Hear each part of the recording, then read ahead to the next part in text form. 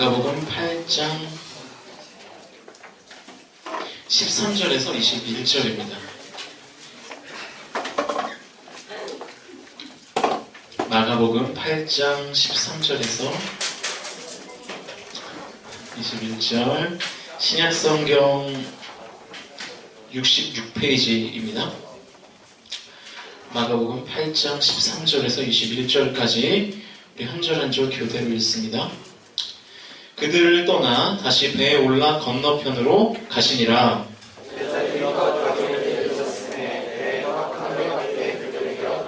예수께서 경고하여 이르시되 삼가 바리새인들의 누룩과 헤롯의 누룩을 주의하라 하시니,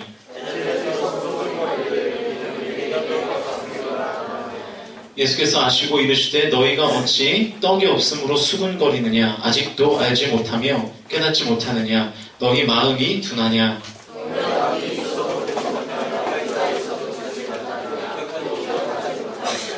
내가 떡 5개를 5,000명에게 떼어줄 때에 조각 몇 바구니를 거두었더냐, 이르되 12입니다.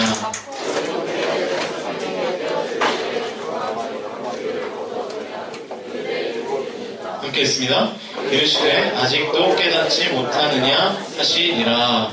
아멘. 오늘은 주의해야 할 두 가지라는 제목으로 하나님 말씀 전공하도록 하겠습니다. 탈무드 아시죠? 탈무드에 보면 이런 얘기가 나와요. 사람의 머릿속에는 2개의 방이 있다. 사람의 머릿속에는 2개의 방이 있다. 하나는 뭘까요? 하나는 기억의 방. 기억의 방이고, 하나가 기억의 방이라면 또 하나는 뭘까요? 하나는 기억하는 거니까 하나는 뭐겠어요? 잊어버리는 거겠죠? 망각의 방이다. 망각이라는 방이다.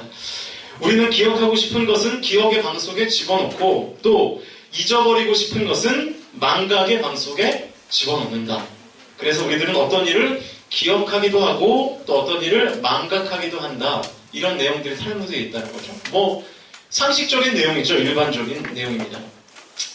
그런데 이 말이 일반적으로는 맞는데 우리의 삶에 좀 구체적으로 이렇게 보면 항상 이 원리가 동일하게 적용되지는 않는다라고 하는 것입니다. 항상 맞는 말은 아니다. 왜냐하면 이 기억과 망각의 기능은 사실은 이 반대로 작동될 때가 더 많아요. 기억해야 될 것이 기억의 방에 들어가야 되는데 기억해야 할 것이 어디로 들어갑니까? 망각의 방에 들어가요. 여러분이 시험이 되면 열심히 머릿속에 막 꾸겨 넣죠. 시험의 내용들을 열심히 꾸겨 넣는데 그 다음날 되면 여러분 열심히 기억의 방에 꾸겨 넣었던 것들이 다 어디에 들어가 있습니까? 망각의 방에 들어가 있는 거죠. 반대로 작동하는 경우가 더 많다는 거예요. 그래서 어떤 것은 또 우리가 잊어버리는 게 분명히 정신 건강에 좋은데 그 일을 빨리 잊어버려야 우리의 삶이 좀 평안한데, 망각해야 할 것을 계속해서 기억하면서 또 괴로워하는 사람들이 있죠. 그렇죠. 누가 나에게 막 놀린 거, 돼지야 막 이러면서 놀린 거, 이런 것들은 계속 기억하고 또 계속 묵상하고 또 큐티하고 또 쉐어링하고 막 이래가지고 계속해서 상처가 나의 삶 가운데 나의 마음속에 남아있는 거. 그런가 하면 또 반대로 어떤 것은 꼭 기억하고 살아야 되는데 기억해야 할 것을 우리가 쉽게 망각하고 살아가는 경우가 많습니다. 그렇죠. 여러분이 기억해야 될 대표적인 것이 뭡니까? 대표적인 것 말고 대표적인 것이 뭡니까? 뭐죠? 이제 좀 다 같이 예배 좀 드리자, 이제. 제발. 대표적인 거 뭐죠? 대표적인 거? 뭘까요? 남에게 빌려준 돈. 그죠? 여러분 빌려주고 막 까먹잖아요. 안 그래요? 빌려줘 본 적이 없어가지고 잘 모르는데 막 여러 사람에게 빌려주다 보면 내가 쟤한테 돈을 빌려주고 받았나 안 받았나 이런 것들을 까먹기도 하고. 제가 지난번에 철야 예배 때 예전인 것 같은데 이야기한 적이 있는데, 이 남자는 절대로 모를 고통이 있어요. 뭘까요? 그렇죠. 남자는 절대로 모를 고통이 이제 출산의 고통이죠. 해산의 고통. 제가 한 번은 뜬금없이 과연 애를 낳는 게 얼마나 힘들까? 애를 낳는 게 얼마나 힘들까? 얼마나 대충 어느 정도의 고통일까가 너무 궁금한 거예요. 그래가지고 이제 물어볼 사람이 어머니밖에 없잖아요. 그래서 어머니한테 그 애 낳는 고통이 대체 어느 정도냐 물어봤어요. 그런데 사실 그게 뭐 이렇게 설명하기가 쉽지 않은 거죠. 왜냐하면 뭐 수치화할 수 없으니까 뭐 한 98 정도 아파 뭐 이렇게 얘기할 수 없잖아요. 수치로 표현할 수 없는 거니까. 그런데 중요한 거는 어머니가 그 고통의 강도를 굉장히 디테일하게 기억을 하고 계시는 거예요. 어머니가 저한테 이렇게 설명을 해주시더라고요. 너 예전에 그 수박 먹다가 재채기를 해서 수박씨가 코로 넘어간 적이 있는데 그거 기억나니? 이렇게 물어볼 거예요. 그러니까 제가 수박을 먹다가 재채기를 했는데 수박씨가 이 코에 여기 이렇게 안쪽 코 이렇게 들어가가지고 한쪽 코가 잘 숨이 안 쉬어지는 거예요. 수박씨가 코를 막아가지고 그때 제가 진짜 죽는 줄 알았거든요. 네, 그래서 제가 진짜 고막이 찢어질 정도로 팽 풀어가지고 간신히 이제 코로 들었죠. 코를 이렇게 나왔어요. 그때 그 고통이 기억나? 이렇게 저한테 물어보시더라고요. 그래서 제가 그때 그 고통을 떠올리면서 어머니, 엄마라고 부르는데 엄마 그 정도의 고통이야? 라고 물어봤더니 어머니가 그러더라고요. 아니, 코에서 수박이 나오는 듯한 고통이야.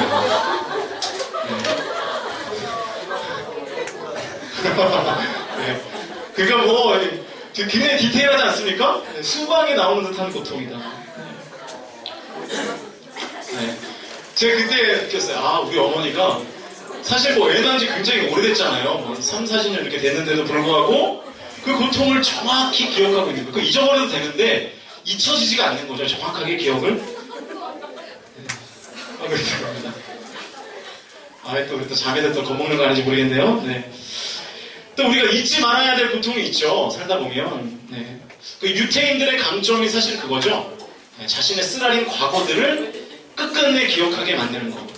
그래서 이렇게 유태인들은요, 애들 때부터 그 홀로코스트라고 그러죠? 나치에게 이제 굉장히 많은 핍박을, 억압을 받은 그런 시간들.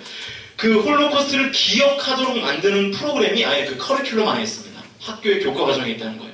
그래서 이 천안의 독립기념관이 비슷한 곳에, 비슷한 곳인데 홀로코스트 뮤지엄을 만들어 놔가지고 애들을 갖다 넣어놓고 눈물이 쏙 빠지게 그 예전에 우리의 그 선조들이 어떻게 고통을 당했는가를 아주 신랄하게 가르친다는 거죠. 나치의 학살에 대해서 아주 적나라하게 가르친다고 합니다. 그 전시관 한쪽에는 현판이 붙어 있는데 거기 뭐라고 써 있냐면 용서는 하되 잊지는 말자 이렇게 써 있대요. 용서는 하되 잊지는 말자. 저는 이것이 유태인의 강점이라고 생각합니다. 절대로 잊지 말아야 할 것을 계속해서 기억하고 있는 것. 반면에 우리는 어떻습니까? 우리나라도 사실 아픈 역사가 있지 않아요? 제가 예전에 무슨 기사로 본 것 같은데 이 3.1절이라는 단어를 중학생들한테 읽어보라고 했더니 뭐라고 읽었다 그래요? 네, 3.1절 이렇게 읽었대요. 3.1절. 그러면서 이게 뭐예요? 그러더래요. 이게 뭐예요? 그러니까 3.1절을 모르는 거예요. 들어본 적도 없고 배운 적도 없고 또 우리 수능에 국사가 빠졌잖아요. 선택이죠. 그래서 제대로 공부하지도 않는. 그러니까 아무런 관심을 갖지 않는 거죠. 그러니까 유태인들과 너무나 반대인 거예요. 이게 절대로 잊지 말고 기억해야 할 것을 다 잊어버리고 사는 겁니다. 여러분 우리의 삶이요. 기억해야 될 것은 반드시 기억해야 되고 또 빨리 잊어버려야 될 것은 나를 상처 주고 했던 것들은 빨리 잊는 것이 사실은 더 중요하죠. 그 오늘 본문인 그 마가복음 8장의 이 앞부분 그러니까 1절에서 10절까지를 보면 이 오병이어의 기적과 거의 비슷한 사건이 기록되어 있습니다. 똑같지는 않은데 거의 똑같아요. 보통 이 기적을 칠병이어의 기적 이렇게 부릅니다. 그러니까 성경에는요 오병이어만 있는 게 아니라 칠병이어도 있어요. 두 가지의 기적이 거의 비슷해요. 그런데 약간 차이가 있습니다. 어떤 차이가 있느냐? 오병이어 때는 제자들이 먼저 먹는 것에 대해서 문제 제기를 했어요. 저렇게 사람들이 많은데 예수님 어떻게 먹을까요? 그런데 칠병이어 때는 예수님이 먼저 문제 제기를 하셨어요. 저렇게 많은 사람들을 어떻게 우리가 먹일 수가 있겠느냐. 그게 다르고 또 장소에도 약간의 차이가 있어요. 오병이어 때는 이 갈릴리 지역의 베세다 여러분 뭐 관심 없겠지만 이 베세다였고 칠병이어 때는 갈릴리 북동쪽에 위치한 데가볼리라는 지역에서 이 두 개의 기적들이 일어났습니다. 시간적으로도 좀 차이가 있어요. 오병이어는 하루 동안 일어났고 칠병이어는 3일 동안 일어났습니다. 숫자적으로도 좀 다른데 오병이어는 말 그대로 보리떡 몇 개입니까? 5개. 그리고 물고기 2마리. 그럼 칠병이어는 보리떡 7개.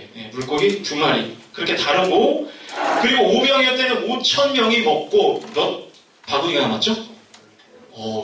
주일학교 교육을 잘 받았네요. 5,000명이 먹고 12바구니가 남았고 7병이었다면 4,000명이 먹고 7바구니가 남았습니다. 네. 이런 약간의 차이가 있긴 한데 뭐 거의 컨셉은 똑같아요. 네. 거의 컨셉은 예수님이 일으키신 기적 똑같다는 것입니다. 그러니까 예수님은 거의 비슷한 기적을 2차례 행하신 것입니다. 놀라운 것은 뭐냐면 예수님이 2가지의 기적을 2차례에 걸쳐서 행하셨음에도 불구하고 그 현장에 있었던 제자들은 그들의 신앙, 그들의 믿음이 전혀 변화되지 않았다는 거예요. 2차례의 기적을 경험했지만 그들의 신앙은 조금 더 나아지지 않았다는 것입니다. 우리 같으면 그러지 않았겠습니까? 예수님이 이런 놀라운 기적을 행하시는 것을 딱 한 번만 보면 여러분의 신앙 달라질 수 있겠죠. 그렇지 않아요? 예수님이 내 앞에서 직접 기적을 행하는데 예수님에 대한 믿음이 더욱더 굳건해지고 강해지고 그럴 것 같잖아요. 우리의 삶이 다 뒤집어질 것 같잖아요. 그런데 제자들은 전혀 미동도 하지 않았다는 것이죠. 13절 한번 보세요. 13절. 그들을 떠나 다시 배에 올라 건너편으로 가시니라. 그러니까 이 7병이어의 기적 이후에 예수님과 제자들이 배를 타고 이 대가볼리를 떠나가기 위해서 이제 배를 타고 가는 장면이에요. 그런데 문제가 생기죠. 14절입니다. 제자들이 떡 가져오기를 잊었음에 배에 떡 1개밖에 그들에게 없더라.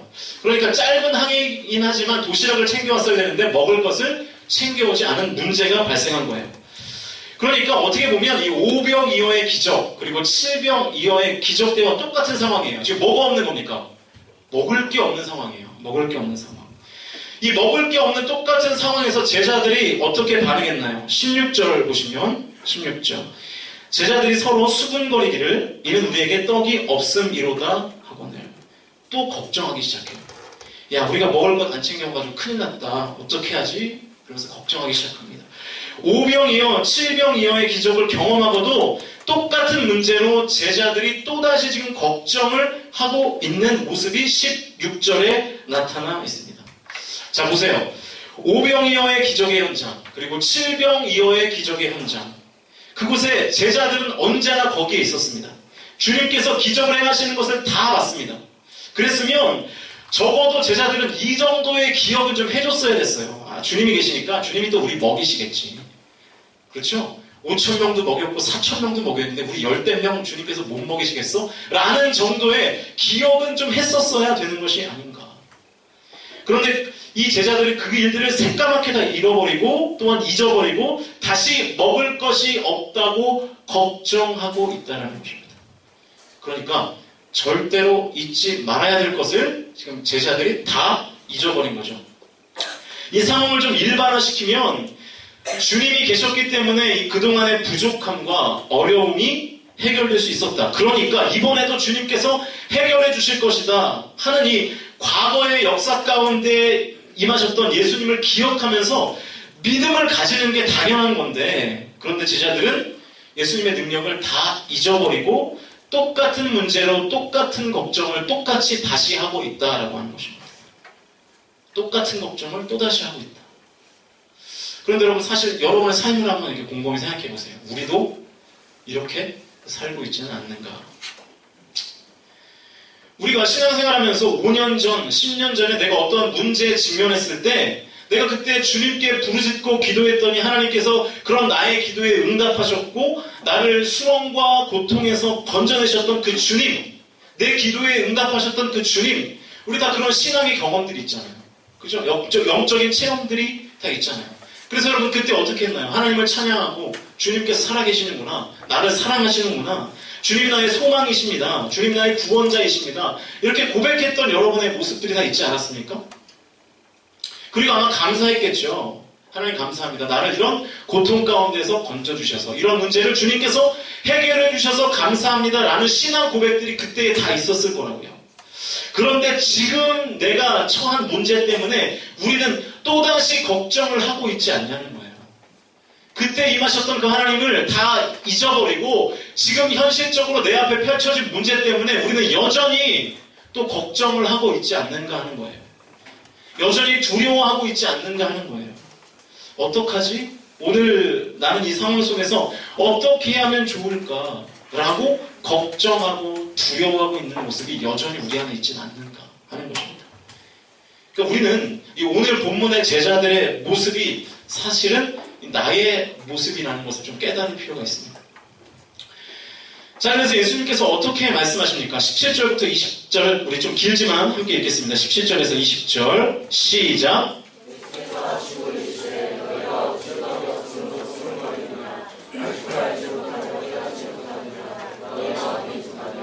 너희가 눈이 있어도 보지 못하며 귀가 있어도 듣지 못하느냐, 또 기억하지 못하느냐. 내가 떡 5개를 5,000명에게 떼어줄 때에 조각 몇 바구니를 거두었더냐, 이르되 12이니이다. 또 7개를 4,000명에게 떼어줄 때에 조각 몇 광주리를 거두었더냐, 이르되 7이니이다. 제자들을 책망하시죠. 너희들 또 떡 때문에 걱정하니 아직도 깨닫지 못했니? 내가 2번씩 기적을 행하면서 너희들의 필요를 채워줬음에도 불구하고 왜 아직도 나를 믿지 못하니? 아직도 내가 너희들의 문제를 해결할 능력을 가진 것을, 내가 너희들의 인생을 끌고 간다는 것을, 이끌고 간다는 것을 아직도 모르느냐? 왜 아직도 깨닫지 못하느냐? 지금 그 말씀을 예수님께서 하시고 계신 겁니다. 너희들 마음이 왜 이렇게 대체 둔하냐? 왜 이렇게 기억하지 못하냐? 요즘식으로 말하면 왜 이렇게 머리가 나쁘냐? 그죠? 왜 이렇게 기억을 잘 못하냐? 지금 그런 말이죠. 그러면서 계속해서 예수님께서 21절에서 다시 한번 이렇게 말씀하십니다. 이르시되, 21절, 이르시되 아직도 깨닫지 못하느냐 하시니라. 아직도 깨닫지 못하느냐.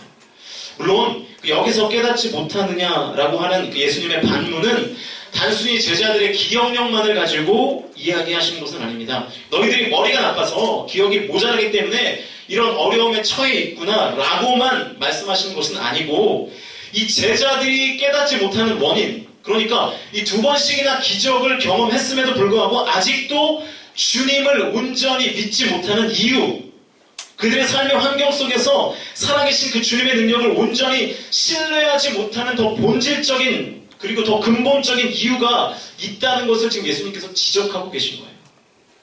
왜 그들이 2번의 기적을 경험하고도 여전히 주님을 믿지 못하는가? 무언가 근본적인 원인이 있다. 그 이유가 15절에 나와 있습니다. 15절. 굉장히 중요한 말씀인데요. 오늘 본문에서 같이 한번 읽습니다. 시작.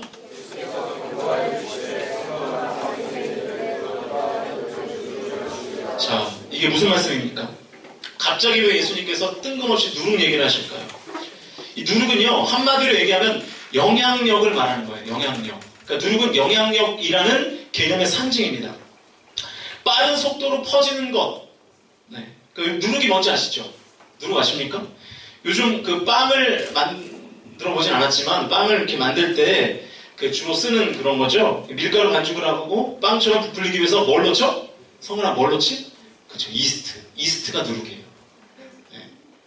그러니까 발효를 촉진하는 물질. 그래서 빠르게 키우는 거.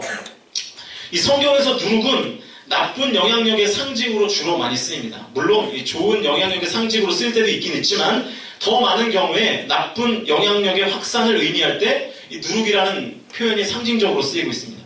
자, 정리하면 이 제자들이요, 예수님이 행하셨던 큰 기적을 기억하지 못하고 또 똑같은 문제로 여전히 염려하고 있는 이유, 아직도 걱정하고 있는 이유, 주님을 신뢰하지 못하는 이유, 2번씩이나 기적을 체험하고도 그들의 신앙에 제대로 정착하지 못하는 이유가 어디 있느냐? 바로 제자들, 너희들이 누룩과 같은 나쁜 영향을 받고 있기 때문에 2번의 기적을 경험하고도 하나님을 온전히 신뢰하지 못하고 있다라는 것이 예수님의 분석이었습니다. 자, 2가지의 나쁜 영향 때문에 제자들이 2번의 큰 기적을 행하셨던 예수님을 제대로 기억하지 못했고, 그래서 주님을 제대로 신뢰하지 못했다라고 하는 것이죠. 2가지의 나쁜 영향. 첫 번째는 무슨 영향입니까? 바리새인의 영향. 또 하나는 헤롯의 영향. 바리새인의 영향, 그리고 헤롯의 영향 때문에 이것 때문에 너희들이 지금 나를 온전히 믿지 못하는 것을 왜 대체 깨닫지 못하느냐라고 지금 예수님께서 책망하고 있는 것입니다. 여러분, 우리도 마찬가지입니다. 하나님을 믿는다고 하면서 우리가 여전히 두려워하는 이유, 예수님을 내 인생의 주인이라고 고백하면서 걱정을 계속하고 있는 이유를 무조건 그냥 단순히 믿음이 없어서 혹은 믿음이 연약해서라고 단순하게 생각하면 안 되고, 과연 무엇이 우리로 하여금 믿음을 연약하게 만드는가? 무엇이 우리로 하여금 믿음 없음을 고백하게 만드는가를 우리가 깨달아 알아야 된다는 거예요. 예수님 제자들이 그렇게 책망하고 있는 거예요. 왜 깨닫지 못하느냐? 왜냐하면 그 이유를 제대로 알고 깨달아야 우리의 삶을 바꿔서 우리의 신앙이 성숙할 수 있기 때문이죠. 그 근본적인 이유가 뭡니까? 세상으로부터 오는 나쁜 영향에 지배당하면 하나님을 제대로 신뢰하지 못한다라고 하는 것입니다. 예수님이 지금 그걸 깨달으라고 제자들에게 말씀하고 계시는 것입니다. 하나님을 온전히 신뢰하지 못하게 만드는 나쁜 영향 첫 번째를 예수님은 바리새인의 누룩, 다시 말해서 바리새인의 영향이라고 말씀하셨습니다. 15절에 보니까 바리새인의 누룩을 주의하라 이렇게 말씀하셨죠. 그럼 이 바리새인의 누룩이라는 것이 대체 뭘 얘기하는가? 성경을 좀 한 군데 찾아봐야 되는데요. 누가복음 12장 1절을 보시면 이 바리새적 누룩의 정체를 알 수 있습니다. 화면을 한번 보시죠. 12장 1절 우리 같이 한번 읽습니다. 시작.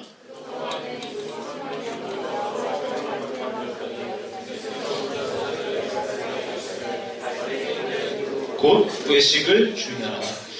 바리새인들의 누룩을 주의하라고 말씀하시면서 바리새인의 누룩을 뭐라고 말씀하십니까? 곧 외식을 주의하라. 그러니까 이 바리새인의 누룩이라는 것은 곧 외식을 말하는 거예요. 외식. 잘 들으세요. 외식이에요. 밖에서 나가서 뭐 사먹고 이런 게 아니라, 그죠? 형식주의를 말하는 거예요. 외식. 바리새인의 누룩은 외식입니다. 외식을 경계하라. 여러분 외식이 뭐죠? 외식. 네? 외식이 뭐예요? 겉만을 추구하는 것. 겉만을 추구하는 것. 제가 지난 2주 동안 열심히 설명했죠?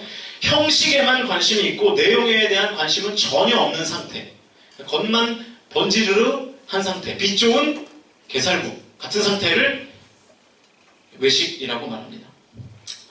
한마디로 말하면 이 바리새주의는 외식주의 혹은 형식주의라고 말을 할 수가 있는 거죠. 제가 작년 초반에 우리 공동체 한 2번째, 3번째 설교할 때 했던 예와 같은데 그 결혼식에서 한 청년이 사회를 봤대요. 결혼한 커플은 둘 다 이제 크리스천이었는데 사회를 봤던 친구는 교회에 안 다니는 친구였습니다. 그래서 이제 목사님이 주례를 하기 전에 사회자가 이제 성경 본문을 읽는 순서가 된 거죠. 교회를 안 다니면 성경 잘 모르죠. 이거 뭐 요가 뭔지도 모르고 잘 모르잖아요. 모르는 게 정상이고. 원래 본문은 요한일서 4장 18절이었습니다. 말씀의 내용은 되게 좋은 내용이에요. 사랑 안에 두려움이 없고 온전한 사랑이 두려움을 내쫓나니 두려움에는 형벌이 있습니다. 두려워하는 자는 사랑 안에서 온전히 이루지 못하였느니라. 신랑 신부에게 굉장히 좋은 축복의 말씀이죠. 그런데 이 순서지에 요한일서 4장 18절이 아니라 요한복음 4장 18절로 잘못 나간 거예요. 요한복음 4장 18절의 내용은 이렇습니다. 너에게 남편 5이 있었고 지금 있는 자도 내 남편이 아니니 내 말이 참되도다. 실제로 있었던 일이래요. 근데 재밌는 건 뭐냐면 이 사회자가 이 말도 안 되는 본문을 또박또박 처음부터 끝까지 너에게 남편 이렇게 로봇같이 5이 있었고 이러면서 또박또박 다 읽었다는 거예요. 다. 일순간 결혼식 분위기가 쌓여지면서 주례하시는 목사님이 서둘러 올라와서 다시 본문을 읽고 주례를 마쳤다 그런 내용이었는데 이 사회자가 참 대단하죠. 설령 순서지에 말씀이 잘못 들어갔고 내용을 잘 모른다 할지라도 내용이 일단 아니잖아요. 그 결혼식과 전혀 어울리지 않는 내용이잖아요. 그런데 처음부터 끝까지 또박또박 아주 큰 소리로 확신에 찬 어조로 읽었다라고 하는 것입니다. 우스갯소리지만 이것이 뭐냐면 내용에는 전혀 관심이 없고 형식에만 사로잡혀 있는 그런 우리의 모습이라는 거죠. 여러분 바리새인들은 우리가 잘 아는 대로 이 전통을 굉장히 중요시했습니다. 어떤 이 종교의 형식, 그 틀을 지키는데 아주 민감한 사람들이었어요. 그래서 이 바리새인들이 가지고 있었던 결정적인 오류가 뭐였냐면 그들의 삶에 있어서 예수님을 격분케 하고 실망시켰던 오류는 그들에게는 이 종교적인 형식, 이 틀을 갖추는 열심은 있었지만 내용을 갖추는 열심은 전혀 없었다는 거예요. 내용을 갖추는 일에는 관심이 없었다. 그래서 예수님이 바리새인들을 책망하실 때 이렇게 욕 비슷한 말씀을 하셨어요. 너희들은 회칠한 무덤이다. 회칠한 무덤이다. 회칠한 무덤이 뭐예요? 무덤인데 그 겉에만 삐까뻔쩍하게 색을 칠해놨다는 거예요. 무덤을 겉으로만 꾸민 거죠. 여러분 한번 생각해 보세요. 무덤 겉만 꾸미면 뭐예요? 속에는 다 지금 다 썩어 있는데. 여러분 이 내용들에 대해서 어떻게 생각하십니까? 여러분 교회 왜 다니시죠? 아까 우리 송이자매가 여러분에게 예배가 무슨 의미냐고 이렇게 물어봤던 것 같은데 여러분들 왜 신앙생활 하시죠? 왜 하나님 앞에 예배 드리시죠? 교회에 나오는 이유, 신앙생활을 하는 이유가 과연 우리가 어떤 이유를 가지고 신앙생활을 하는가 우리가 생각해 봐야 된다는 것입니다. 물론 신앙생활하는 가장 중요한 목적이 있다면 그것은 구원받기 위함입니다. 구원. 예수 그리스도를 믿음으로 구원을 받고 그래서 하나님의 자녀가 되어서 영생을 얻어 천국 시민의 자격을 얻는 것, 그것이 우리가 신앙생활을 하는 것의 제일 되는 목적입니다. 이 구원의 문제가 제일 중요하죠. 그런데 이 구원받았다는 것이 신앙생활의 종점은 절대로 아닙니다. 그러니까 구원받았다. 그래서 나는 신앙생활 다 잘했다. 이게 아니라는 거예요. 구원은요, 신앙생활의 출발입니다. 출발. 착각하지 마십시오. 신앙생활의 출발이 바로 구원이라는 거예요. 이제 구원받은 사람들의 가장 중요한 것은 뭐예요? 예수님의 인격을 닮아가는 그것을 가지고 내용을 채우는 거예요. 신앙생활의 내용. 그리고 예수님이 기뻐하시는 삶을 살아가는 것, 예수님의 그 길들을 나도 동일하게 걸어가는 것, 그것이 우리 신앙생활의 목적이 돼야 되고 그 내용들이 우리의 신앙생활 안에 채워져야 되겠죠. 구원받은 자로서 주님이 기뻐하시는 삶을 날마다 훈련하고 연습하는 것, 그 내용이 채워져야 되는 거예요. 그 컨텐츠가 여러분의 신앙생활 가운데 채워져야 되는 거라고요. 그런데 우리의 삶에서 그 내용이, 그 컨텐츠들이 채워지지 않고 있다는 것이 문제입니다. 분명히 우리는 예수님 다 믿어요. 제가 봐도 다 믿는 것 같아요, 여러분들. 하나님이 나를 구원하셔서 내가 하나님의 자녀가 되었다는 거 우리 다 믿습니다. 그런데 자녀로서의 삶을 연습하는 것에 대해서는 우리가 게을르지 않는가. 그래서 이 신앙생활을 통한 기쁨이 어느 순간부터 사라지지 않았는가.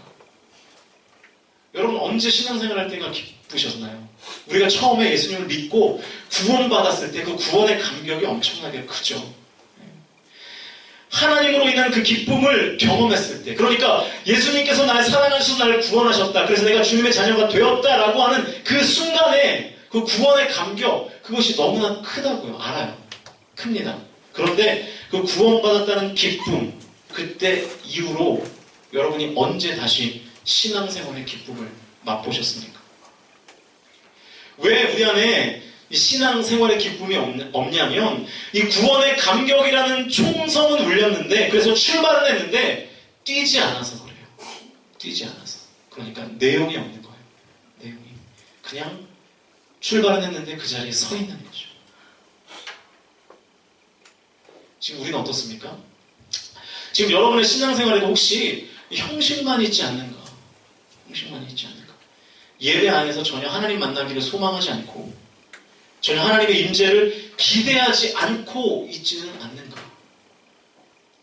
하나님 만나기 위해서 해볼 수 있는 모든 것들을 과연 우리가 다 시도하고 있는가? 제가 여러 번 얘기했죠. 예배는 참석하는 것이 아니라 참여하는 것이라. 참여. 예배는 보는 것이 아니라 여러분을 드리는 것입니다. 이게 되지 않으니까 하나님에 대한 신뢰가 점점 더 옅어질 수밖에 없어요. 처음 하나님을 만났던 그때의 그 충만한 믿음을 다 잃어버리게 되는 거죠. 그래서 요한계시록에 보면 에베소 교회를 향해서 하나님께서 이렇게 책망하십니다. 요한계시록 2장 4절을 보시면 그러나 너를 책망할 것이 있나니 너의 처음 사랑을 버렸느니라. 너의 처음 사랑을 버렸느니라. 그러니까 무슨 얘기냐면 그 처음 사랑을 계속 유지하기 위해서 힘쓰지 않았다는 거예요. 에베소 교회가. 그 처음 사랑을 유지하기 위해서 계속해서 신앙생활의 내용을 채우지 않고 그 처음 사랑, 그때 그 처음 사랑만 기억하면서 지금은 아무런 것도 훈련하지 않는 그런 교회가 에베소 교회였다는 거죠. 우리 뉴 공동체는 어떻나요? 저와 여러분은 어떻습니까? 여러분 기억하십시오. 하나님과 멀어지면요 세상이 커 보이게 되어 있습니다. 하나님이 크게 보이지 않으면 문제가 크게 보이게 되어 있어요. 그러면 당연히 여러분의 삶에 걱정과 근심과 두려움과 염려가 자리 잡게 되죠. 반면에 이 형식적으로 신앙생활을 하는 것이 아니라 나의 신앙생활이 하나님의 임재를 기대하고 하나님의 능력을 바라고 하나님의 그 은혜를 구해서 하나님을 경험하는 이 실제적인 내용으로 여러분의 신앙생활에 채워지면 여러분 앞에 있는 놓여있는 그 문제가 장애물이 아니라 디딤돌로 보이게 될 거예요. 왜냐하면 소망 되신 하나님과 교제하기 때문에 그렇습니다. 두려워하고 걱정하며 그 자리에 주저앉는 것이 아니라 이 일을 통하여 내가 어떻게 더 성장할 수 있을까? 이 문제를 통하여 내가 어떻게 더 하나님께 나아갈 수 있을까? 이 문제를 통하여 나의 신앙과 삶이 어떻게 더 성장할 수 있을지를 꾀하게 된다는 거예요. 왜냐? 하나님이 우리를 그렇게 인도하시기 때문에. 두 번째는 헤롯의 누룩을 주의하라 이렇게 말씀하셨습니다. 헤롯의 누룩. 오늘 본문의 병행 구절이 이 마태복음 16장이거든요. 그 마태복음 16장하고 비교해보시면 이 마태복음 16장에서는 오늘 본문 15절을 이렇게 기록하고 있습니다. 마태복음 16장 6절을 한번 보실까요? 마태복음 16장 6절 우리 같이 한번 읽어주시죠. 시작.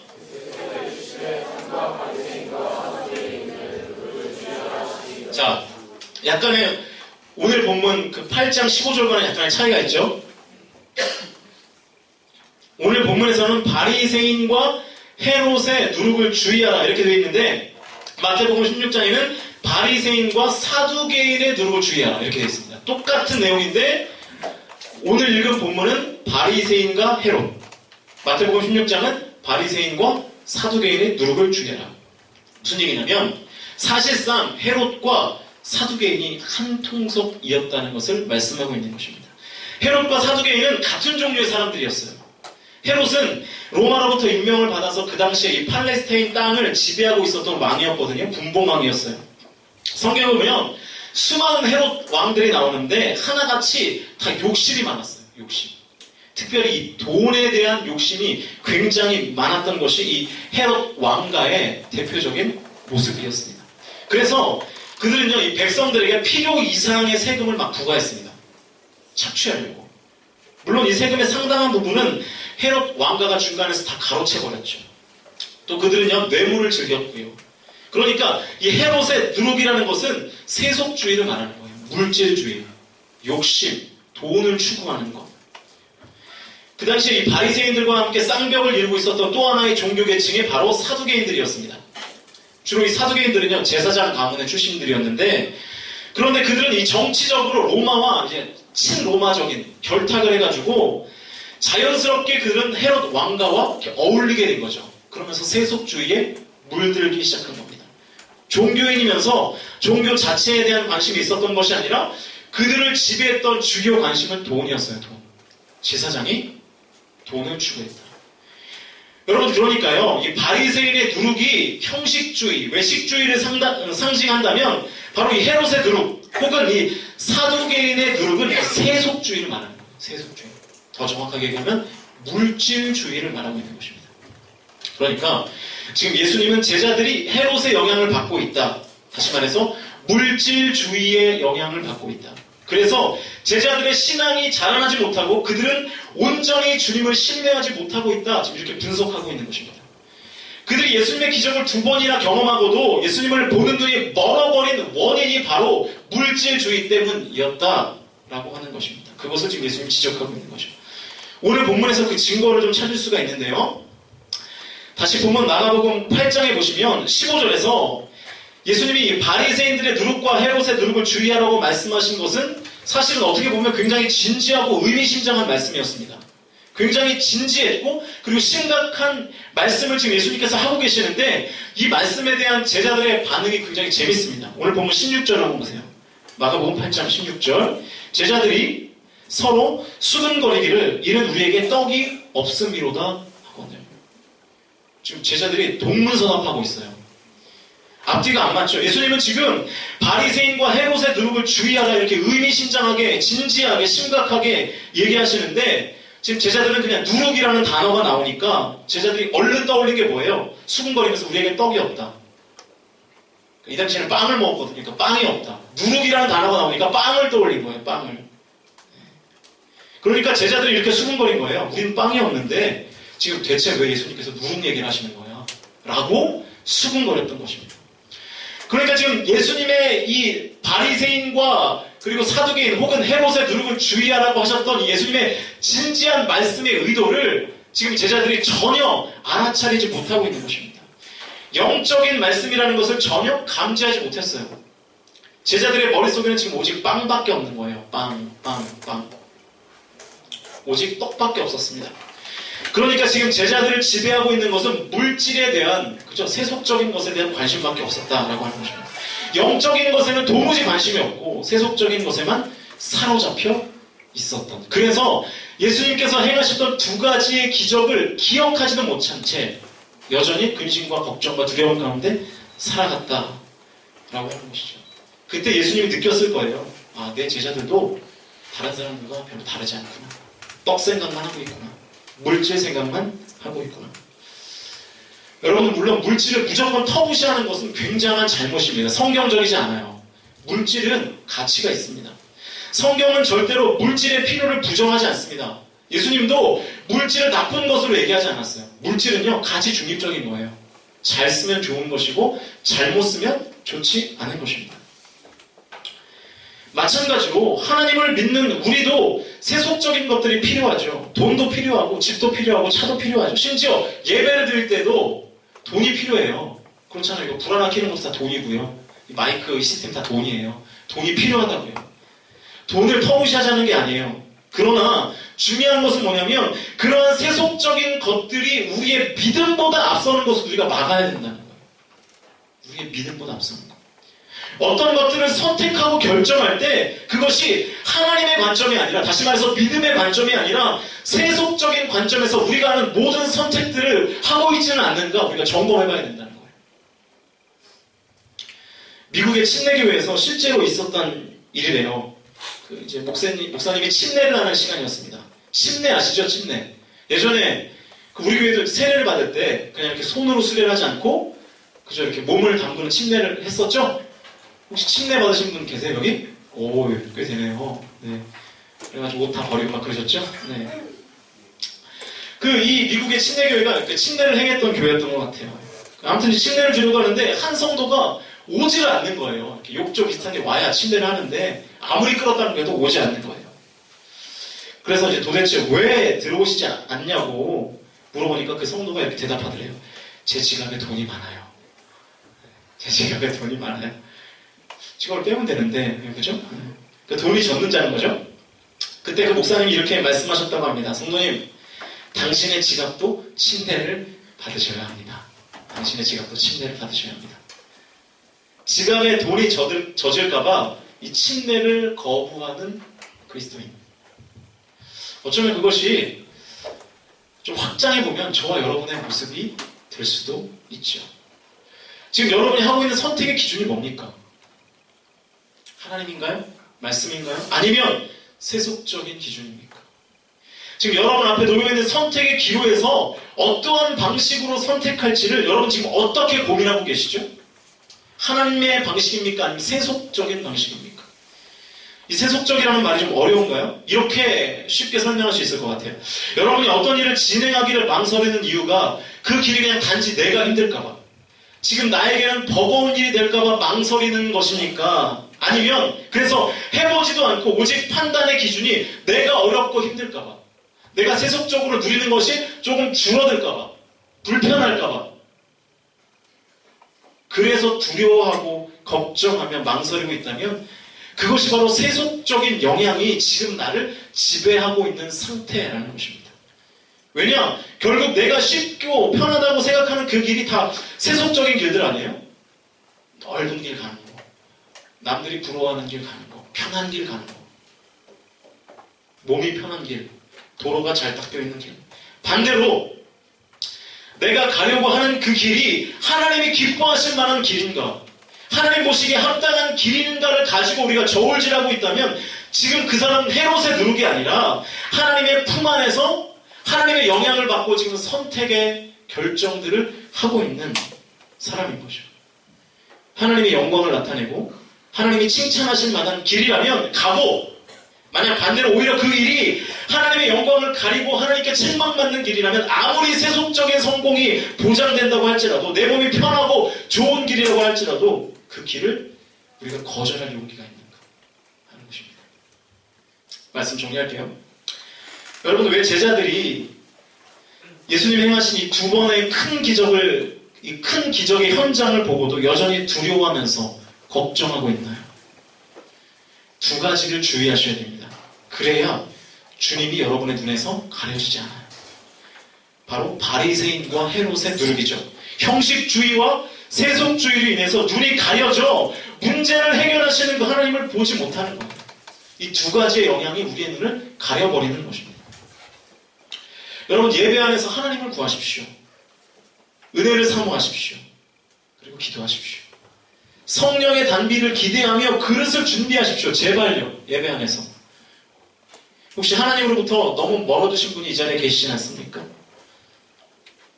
또 한 가지, 세속적 기준에 사로잡혀 살아가니까 예수님의 능력을 우리가 경험할 리가 없는 거죠. 선택의 기준을 바꾸십시오. 쉽고 편한 길이 아니라 하나님이 기뻐하시는 일을 선택하고 결정하십시오.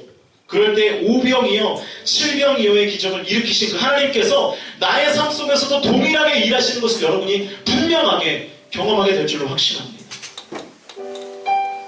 그럴 때에 여러분의 현실에 펼쳐져 있는 문제가 장애물이 아니라 디딤돌이 되는 것을 우리가 하나님을 통하여 비로소 깨닫게 되는 것입니다. 어떠십니까? 우리가 이 바리새인과 헤롯의 누룩, 다시 말해서 이 형식주의와 이 세속주의의 영향을 받아서 점점 우리의 신앙이 하나님으로부터 멀어져서, 그래서 예전에 임하셨던 그 하나님의 은혜를 우리가 기억하지는 못한 채 소망 되신 그 주님을 바라보지 못하고 두려움 가운데 걱정과 근심으로 살아가고 있다면 이 시간 다시 한번 나의 신앙을 점검해 보시는 시간이 필요합니다. 하나님, 형식적으로 예배하지 않게 하시고 내 안에 하나님을 만나기를 소망하는 그 내용들, 주님 앞에 몸부림치는 그 내용들이 채워질 수 있도록 주님 인도해 주시옵소서. 또 나의 모든 삶의 선택의 결정들이 세속적인 것으로만이 아니라 하나님 기뻐하시는가, 주님께서 옳게 여기시는가를 고민하며 하나님께 소망을 두고 나아갈 때 우리의 삶에 펼쳐진 문제들을 해결하시는 그 주님을 여러분이 만나게 될 것입니다. 우리 그 하나님을 기대하시면서 함께 찬양하시면서 기도하시도록 하겠습니다.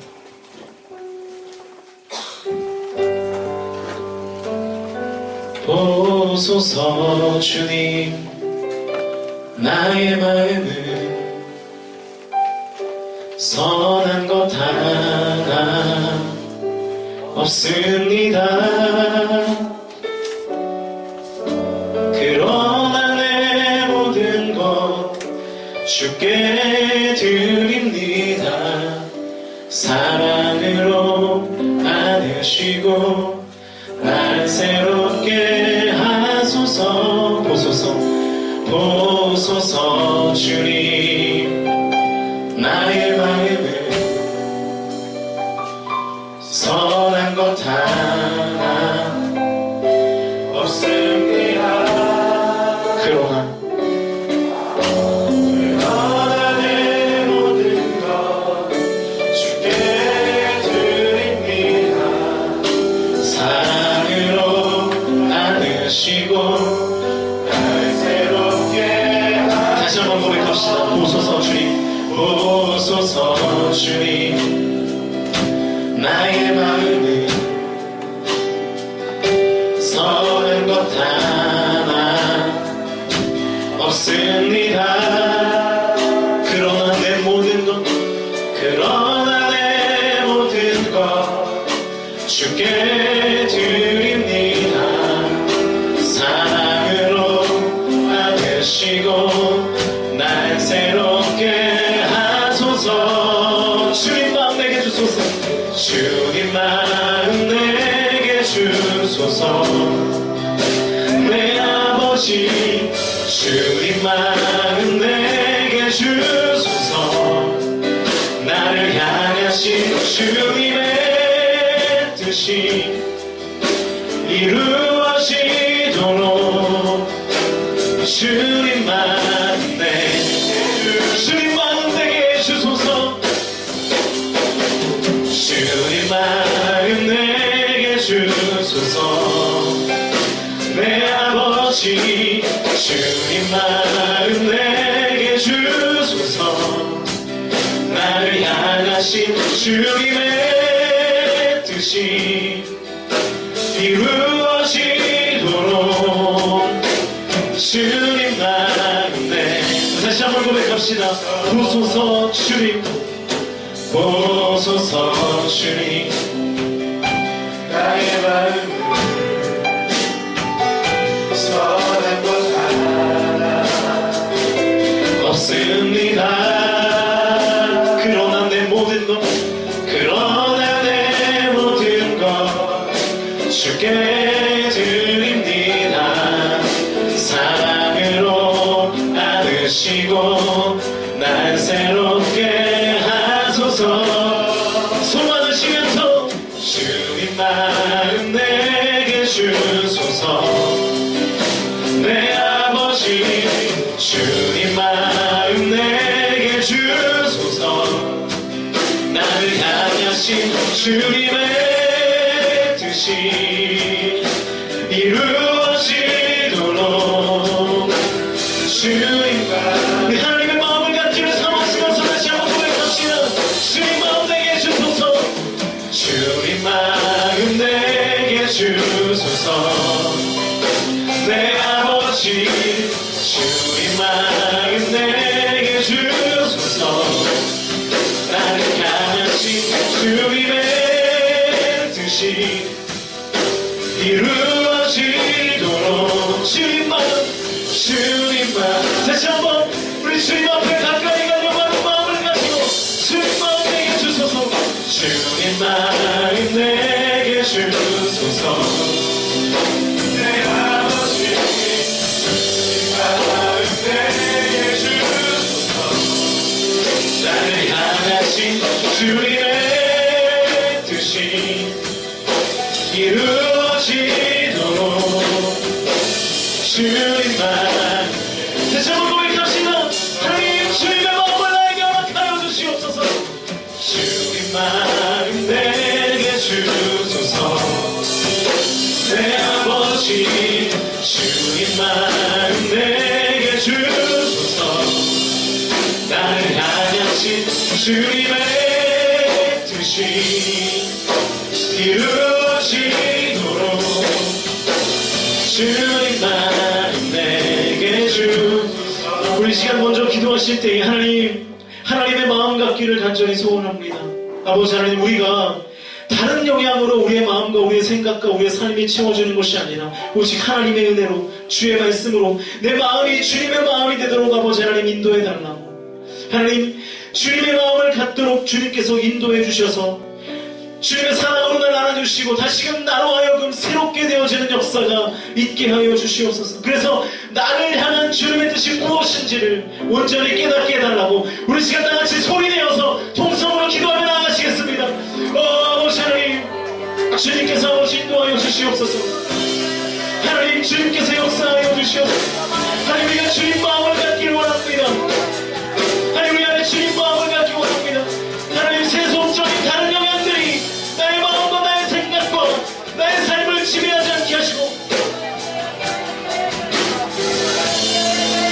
하나님 그런 것들 가운데 내가 노출되어서 정작 하나님의 은혜 주님께서 그동안 나와 함께 하셨던 모든 은혜를 다 잃어버리고 혹은 잊어버리고 살고 있지 않습니까? 주님 마음 주시옵소서. 하나님을 예배하는 마음, 주님을 사랑하는 마음, 하나님을 만나려고 하는 마음, 주님 앞에 최선을 다하려고 하는 예배의 마음들. 아버지 하나님, 아버지 우리 안에 주님께서 함께하여 주시옵소서. 하나님의 성령으로 충만하도록 주님 인도하여 주시옵소서. 하나님 주여 아버지 하나님, 우리 안에 아버지 예배의 마음들 허락하여 주시기 원합니다. 하나님과 교제를 추구하고 하나님의 성령의 단비를 구하며 아버지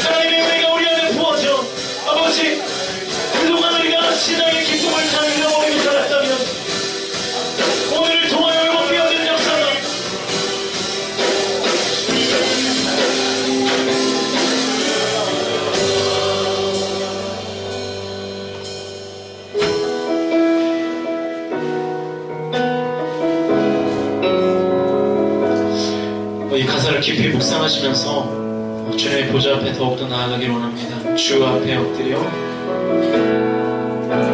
주 앞에 엎드려 경배합니다.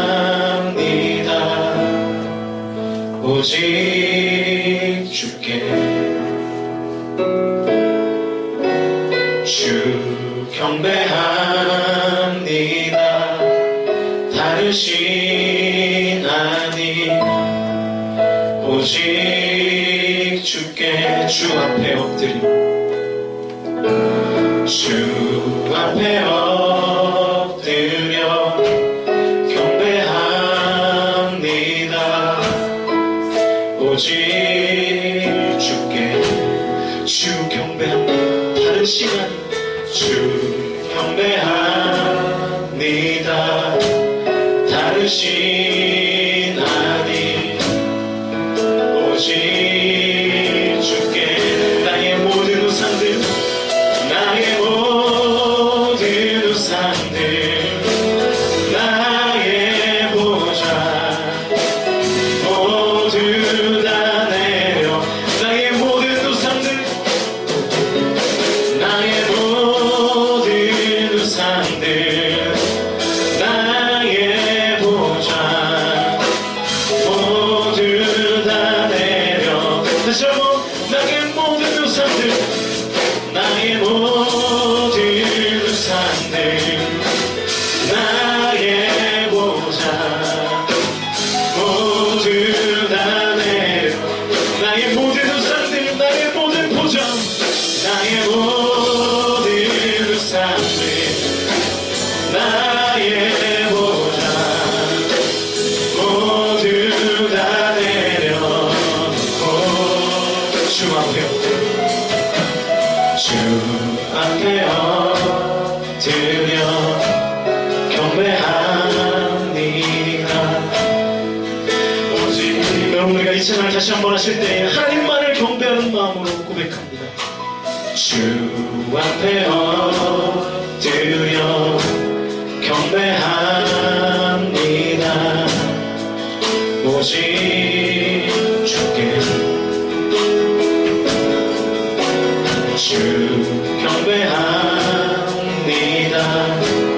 다르신 하나님 오직 주께 나의 모든 우상들 나의 모든 우상들 나의 보좌 모두 다 내려 나의 모든 우상들 나의 모든 보좌 나의 모든 우상들 나의 보좌 모두 다 내려 나의 모든 우상들 나의 모든 우상들 나의 보좌 하나님 이 시간 나의 모든 것들 다 주님 앞에 내려놓기를 간절히 소원합니다. 나의 모든 우상들 나의 모든 우상들 나의 보좌 모두 다 내려놓고 여러분이 찬양의 가사를 보시면 나의 모든 우상들과 나의 모든 보좌를 다 주님 앞에 내려놓아야 오직 주님만이 나의 구주와 나의 주님 되심을 우리가 고백할 수 있습니다. 우리가 우상처럼 섬기는 것들 세속적인 그 무엇들 심지어 내가 우상이 되어서 내가 편한 것들만 나의 익숙한 것들만 내가 드러나는 것들만 내가 안정되는 것들만 추구하며 그것이 하나님의 뜻인가 그것이 하나님의 길인가는 걱정하지 아니하고 그것이 하나님의 말씀과 하나님의 온전하신 뜻과 능력들을 우리가 선포하는 길인가를 생각하지 아니하고 살았던 우리의 삶이라면 그래서 우리의 삶 가운데 하나님의 은혜와 권능이 가려지고 있다면 우리 시간 하나님 앞에 이렇게 고백했으면 좋겠습니다. 그리고 기도했으면 좋겠습니다. 하나님 나의 모든 우상들 그리고 심지어 나의 보좌 다 주님 앞에 내려놓고 오직 주님만 보기를 간절히 소원합니다. 내 삶 가운데 하나님의 은혜가 있기를 원합니다. 예수님이 답입니다. 예수님만 있어도 삽니다라고 고백할 수 있는 우리들 공동체가 될 수만 있다면 우리의 영적 상태와 우리의 신앙생활이 이렇게 힘들게만 가지는 않을 것입니다. 이 시간 기도합시다. 하나님, 나의 모든 의상과 내 자신, 내 보좌도 내려놓고 주님 앞에 나아갑니다. 나아가기로 결단합니다. 우리 시간 같이 동성으로 소리내어서 기도하며 나아갑니다. 아버지 하나님, 우리 가운데 역사하여 주시옵소서. 하나님, 아버지, 나의 모든 의상들, 내가 주님처럼 섬기던 것들,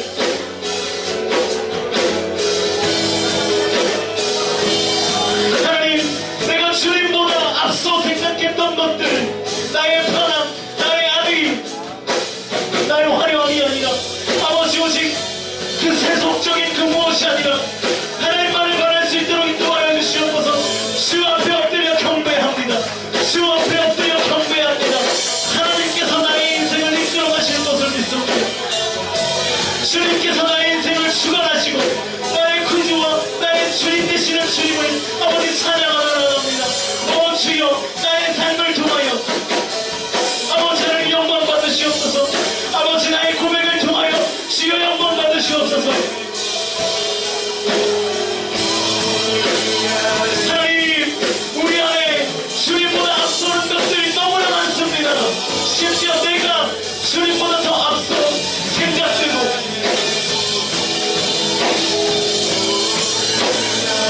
나의 뜻과 주님의 뜻이 맞으면 하고 나의 뜻과 주님의 뜻이 맞지 않으면 과감히 그런 것들을 거부해버리는 나의 신앙생활, 이 시간 다 내려놓고 오직 주님만을 경배하며 하나님만을 소망 계신 예수 그리스도를 믿으며 나아가는 우리의 믿음이 될 수 있도록 주여 역사하여 주시옵소서. 오 하나님, 언제부턴가 우리의 눈앞에 주님이 없습니다. 하나님, 언제부턴가 우리의 삶에 저 앞에 예수 그리스도가 없습니다. 오 하나님, 어찌 되옵니까?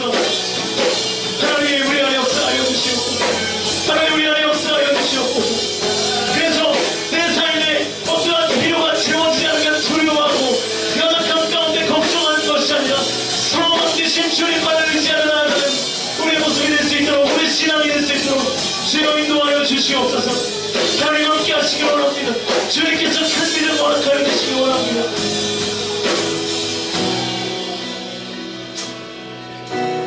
주 앞에 엎드려 경배합니다.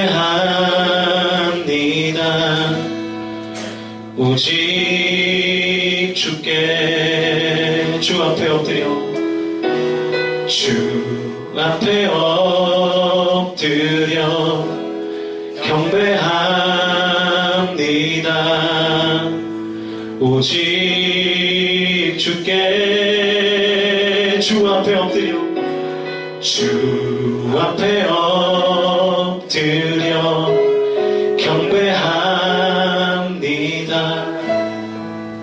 오직 주께. 살아계신 아버지 하나님, 그동안 일하셨고 그동안 주셨던 은혜가 어느 순간 나의 삶 가운데 잊혀진 이유, 사라진 이유는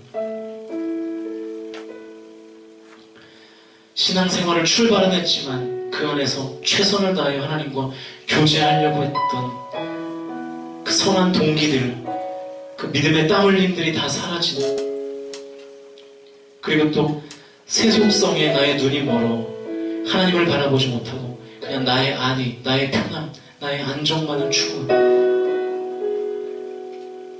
그래서 주님을 우리가 입술로는 주님이라고 고백하지만 정말로 내 인생의 주인으로 모시고 살지 않기에 나의 삶 가운데 문제가 생기면 그저 두려워하고 그저 걱정하고 그저 염려하고 근심하는 삶을 우리가 그동안 살지는 않았습니까? 하나님, 이 시간 간절히 소원하는 것은 우리 공동체 안에 성령의 충만함이 임하여서 우리의 눈에 가려져 있던 것들이, 바울의 눈에 비닐을 벗겨주셨던 그 주님께서 우리의 눈에 가려져 있던 바리새주의와 헤롯, 형식주의와 세속주의의 그 눈멍을 다 벗겨주시고 오직 소망 되신 그 주님을 바라볼 수 있는 우리 공동체 될 수 있도록 주님 인도하여 주시옵소서. 그래서 삶 속에서 주님께서 나의 인생을 이끌어 가심이 경험되고 그 안에서 신앙의 기쁨들이 회복될 수 있도록 아버지 하나님 역사하여 주시옵소서. 교회를 다니는데, 신앙생활을 하는데 왜 주님을 만나는 그 경험, 믿음으로 인한 기쁨이 우리 안에 생기지 않는 것입니까? 주님, 다시금 나의 신앙생활을 되돌아보게 하시고 온전히 주님 앞에 나아감으로 하나님께서 나에게 허락하시는 그 은혜, 그 감격, 그 기쁨이 우리 공동체 예배 안에서, 그리고 우리 공동체의 삶 속에서 온전히 회복될 수 있도록 주님 역사하여 주실 줄로 믿고 감사드리며 우리를 응원하시는 예수 그리스도 이름으로 간절히 기도하옵나이다. 아멘. 우리 하나님께 영광의 박수 올려드리겠습니다.